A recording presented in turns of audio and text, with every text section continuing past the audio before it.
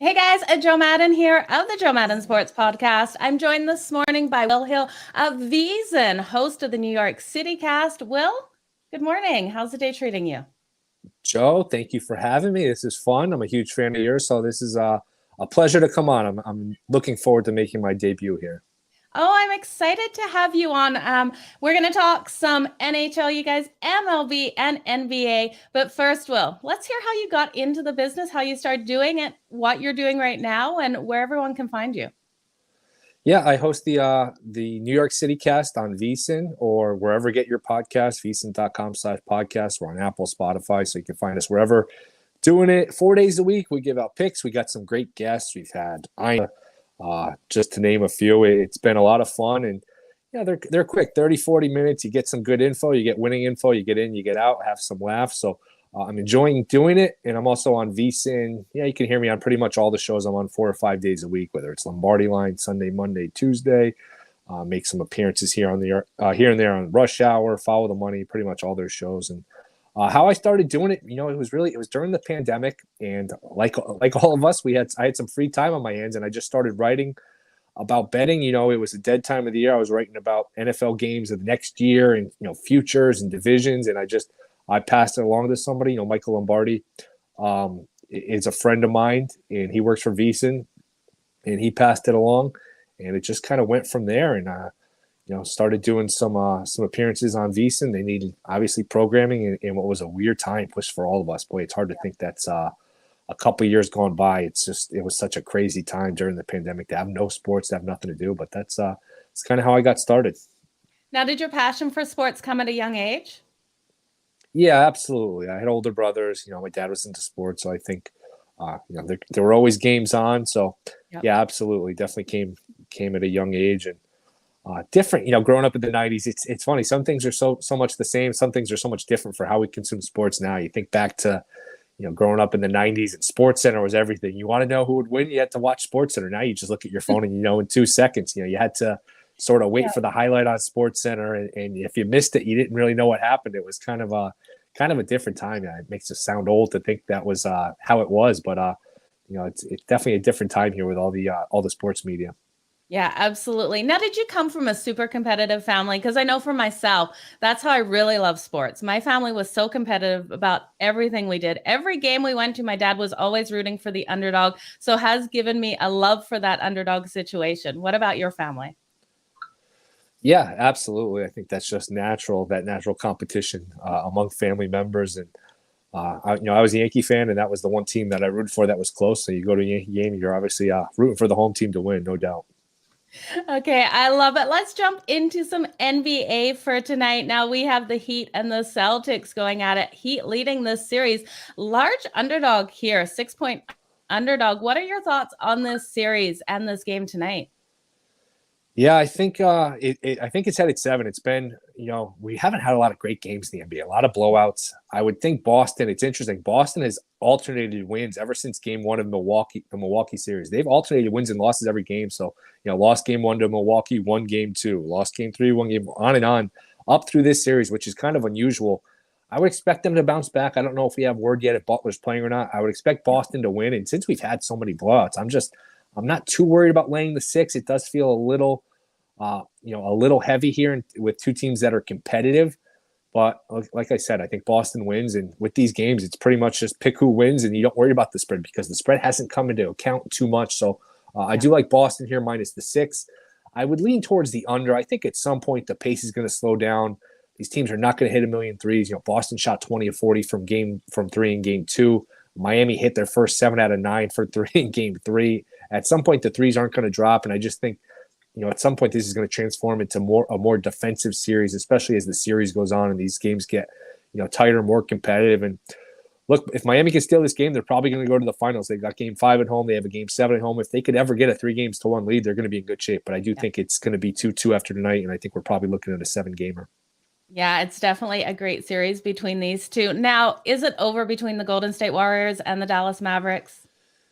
Yeah, I was wrong. I thought Dallas would compete. I thought Luka with 3-point shooting would make this a really competitive series. I thought Dallas had a chance to, bring this to 6 or 7 games and possibly even win it. I thought they were a good value, almost 2-1 underdog. And they had their chance. Look, if they held on Friday night, which they had a big lead in, they would be 1-1 headed home, and who knows, things would be different. But give credit to Golden State. That team knows how to win. I mean, Clay, Draymond, Steph, Kerr. That's a winning organization. It's a winning culture. They got some winning DNA in them, and they find ways to win games, and they've really kind of repaired things. Clay missed a couple years, 2 different ACL injuries. Steph's older, Draymond's older. They're all older. There's no Durant there anymore, and they've just sort of tinkered with the roster enough to get themselves back in a position where they're going to be in the finals here. So good job by the Warriors. It's a hell of an organization. Yeah, absolutely. I can't believe how well they have dominated this series so far. I was with you. I really thought the Dallas Mavericks would have a chance in their last game, but not looking like they have much hope coming into this fourth one here. Now, let's talk some hockey, Will. I know you're a New York Rangers fan here. We got the New York Rangers and the Carolina Hurricanes matching up tomorrow. Any thoughts on this one?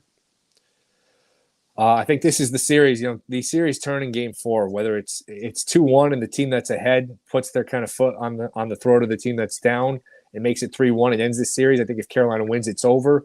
And if the team that's down 2-1 wins it, usually you head towards 7 in a longer series. So I think this is a huge game. I think Game 4s in these series are always enormous when it's 2-1.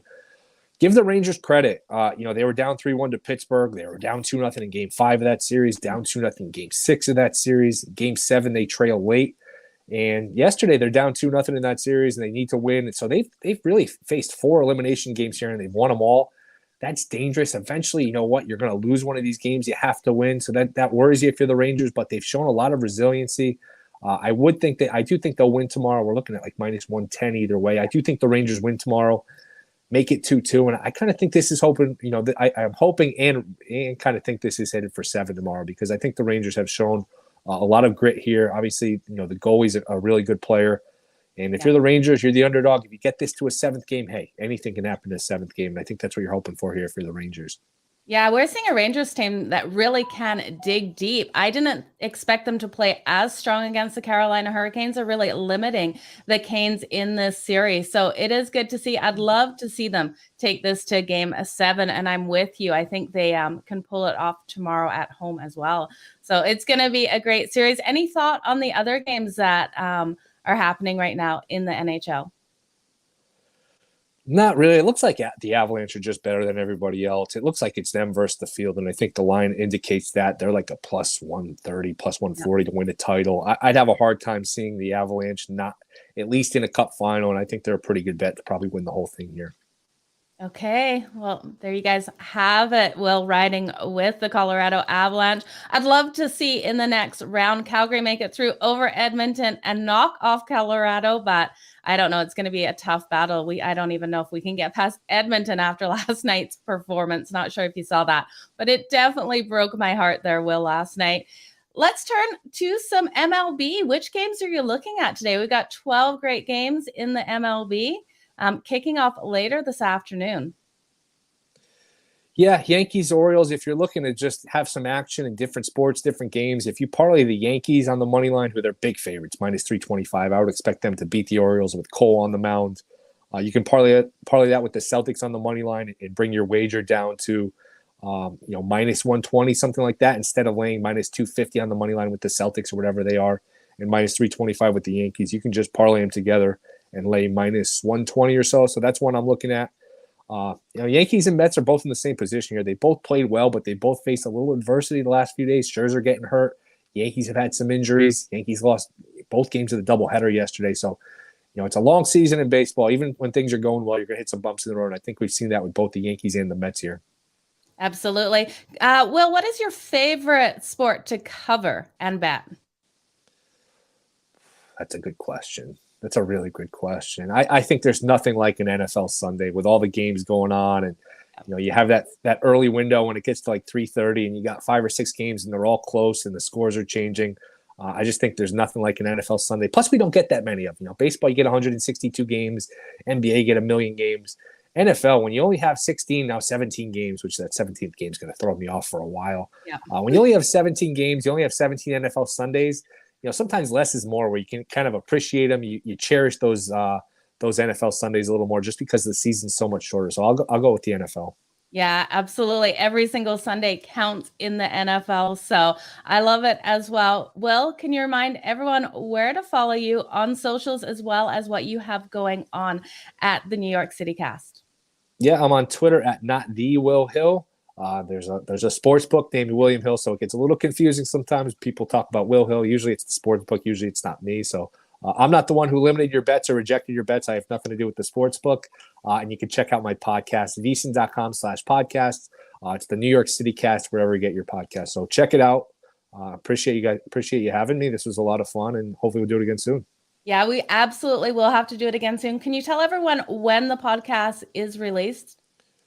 I should probably do that. It'd probably be helpful. Yeah, we do 4 days a week, usually Monday, Tuesday, Wednesday, Thursday. Sometimes there's a Friday in there. So it's always weekdays. There's always 4 of them. So usually they're released late morning, early afternoon. Try to get them up pretty early in the morning. Again, some of it is guest dependent, but usually they're up pretty early in the morning, pretty early in the afternoon, late morning, usually not too long after that.